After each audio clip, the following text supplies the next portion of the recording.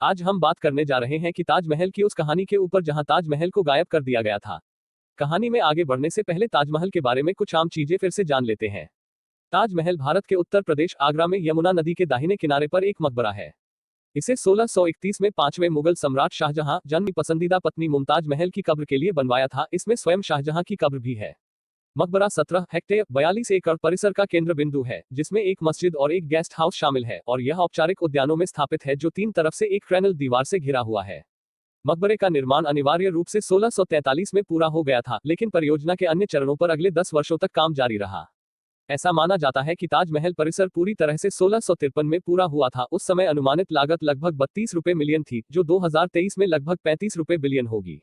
निर्माण परियोजना में सम्राट के दरबारी वास्तुकार उस्ताद अहमद लाहौरी के नेतृत्व में वास्तुकारों के एक बोर्ड के मार्गदर्शन में लगभग 20,000 कारीगरों को नियोजित किया गया था। 1971 में जब पाक वायुसेना के विमान भारत में दाखिल हुए तो देश भर में ब्लैक आउट कर दिया गया था।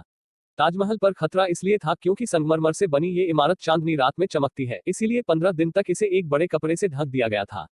ताजमहल मुगल स्थापत्य कला का वो नमूना है जिसकी दीवानी पूरी दुनिया है। शाहजहां के सपनों की इमारत का आकर्षण ऐसा है कि 7 समंदर पार से लोग खींचे चले आते हैं। आग का निशाना था ताजमहल।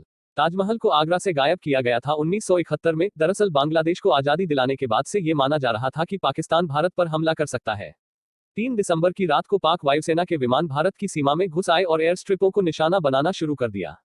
उस समय आगरा एयरबेस बहुत बड़ा माना जाता था। ऐसे में पाकिस्तान का टारगेट आगरा की हवाई पट्टी भी थी। इस बात का इंटेल भी मिला था कि पाकिस्तानी एयरफोर्स ताजमहल को भी निशाना बना सकती है। भारत सरकार ने त्वरित निर्णय लिया और ताजमहल को ढकने के आदेश दिए गए। 3 दिसंबर को जब पाक वायुसेना के विमान भारत की सीमा में दाखिल हुए तो पूरे देश में ब्लैकआउट कर दिया गया ताकि पाक एयरफोर्स कुछ समझ न पाए।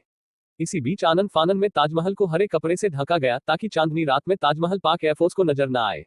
1965 में तैयार कराया गया था कपड़ा। ताजमहल को 1971 में जिस हरे कपड़े से ढका गया वो 1965 में तैयार कराया गया था। बीबीसी की एक रिपोर्ट में ये दावा किया गया है कि 1965 में भी पाक के निशाने पर ताजमहल था। उस समय भारत की इस ऐतिहासिक धरोहर को बचाने के लिए एक विशालकाय कपड़ा तैयार कराया गया था, जिसके मुख्य गुंबद को ढका गया था ताकि पाक एयरफोर्स इस बात का अंदाज न लगा पाए कि ताजमहल की एक्चुअल लोकेशन क्या है। उस वक्त भी तकरीबन 5 दिन के लिए ताज गायब रहा था। ऐसा बताया जाता है कि 1995 तक भारतीय पुरातत्व विभाग के पास वो हरा कपड़ा रहा। बाद में चूहों ने इसे खराब कर दिया। इसके बाद इसे पूरी तरह नष्ट कर दिया गया। द्वितीय विश्वयुद्ध के दौरान बांध से ढका गया था। 1942 में द्वितीय विश्वयुद्ध के दौरान भी ताज दुश्मनों के निशाने पर था। उस वक्त इसकी मुख्य गुंबद को बांध से ढका गया था। इंडियन एक्सप्रेस की एक रिपोर्ट के मुताबिक जापान और जर्मनी मिलकर ताज को नेस्तनाबूद करना चाहते थे। इसकी सूचना जब ब्रिटिश भारत सरकार को मिली तो उन्होंने ताज को बांध से ढकवा दिया था। वीडियो अगर इन्फॉर्मेटिव लगा हो तो लाइक एंड सब्सक्राइब कर देना।